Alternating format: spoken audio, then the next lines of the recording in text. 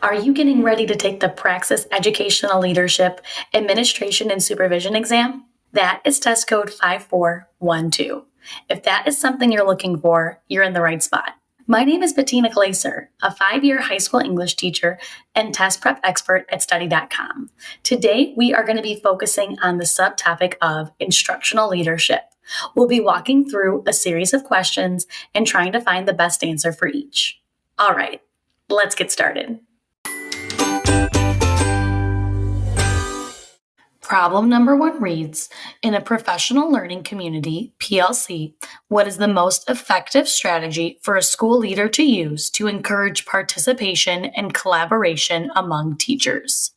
We first want to stop and ask ourselves, what is the main topic of this question?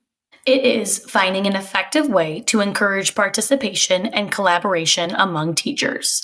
Let's take a look at our answer choices and decide which is best. A, encouraging open dialogue and shared decision-making. B, assigning each teacher a role within the PLC. C, providing incentives for active participation.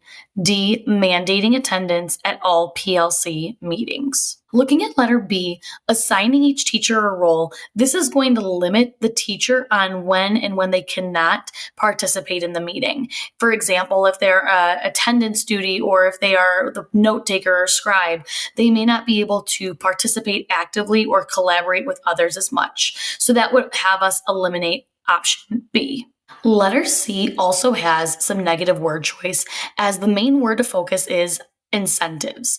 With the incentivizing the meetings, you're not going to get active participation from every single member, as well as you may not get the best truthful or natural participation, as they'll only be doing it for the rewards. So we can cross off letter C as well. Although teacher attendance is important at school meetings, mandating attendance has that negative tone to it as well, where they're forcing them to be there maybe for a topic that they don't really take into consideration or have as much of an opinion about. So we'll also cross off letter D, leaving us with letter A, encouraging open dialogue and shared decision-making as our best letter choice. This approach fosters a sense of ownership and commitment among the teachers, which in turn promotes active engagement in the PLC. It also allows for diverse perspectives and ideas to be shared, which can lead to more effective problem solving and decision-making. Problem 2 reads, an administrator in an elementary school conducts weekly walkthroughs in each classroom to evaluate teacher performance.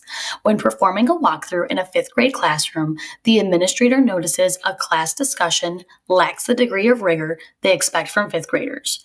Which of the following would be the best advice the principal could provide this teacher to increase the quality of their discussions? What is our main topic? The topic is going to be that this administrator notices a specific class level 5th graders who should be performing a little bit higher in their degree of their conversation. It's lacking the rigor, it's lacking just kind of this depth that we expect of those 5th graders. And what is our concentration when it comes to our school leader? This is going to be how the advice that the principal could give could benefit the teacher as well as those students to help improve or increase that quality in their discussions.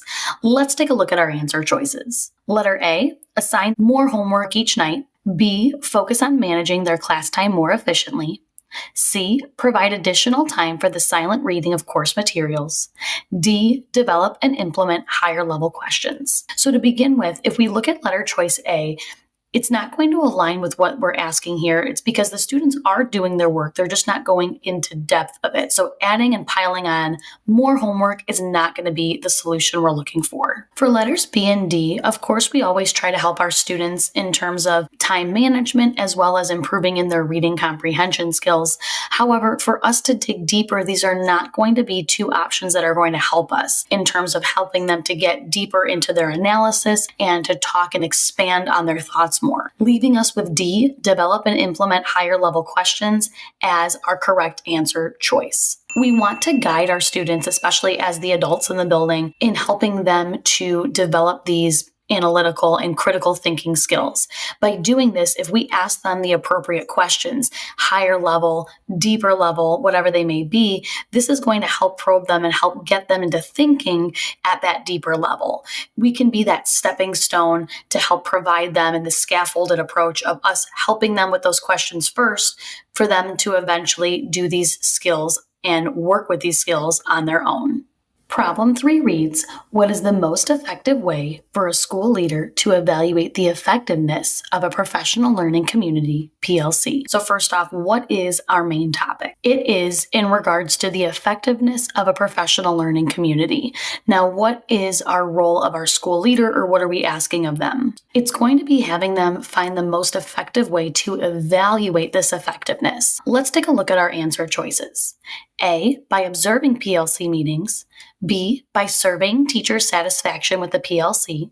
C, by monitoring student achievement data. D, by assessing changes in teachers' instructional practices. Well, for starters, if we're looking for the most effective way, odds are we are going to be analyzing, we're going to be working with something. It's not just going to be by mere observations. So we are going to eliminate choice A. In terms of the effectiveness as well, we're trying to decide about these professional learning communities. How are teachers taking what they've learned from this and applying it to the classroom to help our students succeed? Both B and D only focus on the teacher's perspective of this, which isn't going to give us the results, meaning we need to see what the students have been producing. We're not really concentrating on the teacher's satisfaction, nor their changes maybe in the instructional practices they've been doing in the classroom. Instead, our best choice is going to be letter C, monitoring the student achievement data. Looking at any changes in the data is going to signal to us what is working well with these PLC meetings, while also what can we still improve on, or what do we need additional professional learning communities for. The student achievement data is going to be a top resource in helping us to determine that effectiveness. Problem number 4 reads, which of the following actions should a school leader take to foster a culture of collaboration and feedback regarding classroom assessments? The first thing we want to do is stop and ask ourselves, what is the main topic of this question? It is to foster a culture of collaboration and feedback, specifically in regards to classroom assessments. Let's take a look at our answer choices and see which is best. A, requiring teachers to adhere to district-provided assessments without modification. B, mandating that all teachers utilize the same assessments. C, encouraging teachers to develop and share their assessments with colleagues for feedback. D, introducing competitive incentives for teachers who produce the best assessments. When we think of collaboration, we think of it being very active and very social. Looking at letter choices A and B, we don't see that sense of socialization provided for teachers to share their unique ideas. Letter A is saying that the teachers have to use things provided from the district and they cannot change anything or add their unique and creative ways to the assessment. Letter B is mandating or forcing all teachers to use the exact same assessments, again, not being able to change or alter them in any way. So we can eliminate A and B since there would be no need for feedback as they're all using the exact same assessments. While C and D both seem social, looking closely at letter D, we don't see that same positive influence and opportunity for collaboration. By incentivizing our teachers, instead of turning them toward each other with a helping hand, we're turning them against each other in competing for rewards or prizes for producing the best assessments. This leaves us with letter choice C, encouraging teachers to develop and share their assessments with colleagues as the best letter choice. This approach respects the professional autonomy of teachers and shows that their expertise is valued. It also promotes the exchange of ideas and best practices, which can lead to the development of more effective assessments. Thank you for choosing to use study.com to better prepare yourself for your upcoming exam. Please be sure to like and subscribe, as well as leave any comments or feedback about how this session was for you. Good luck. You've got this.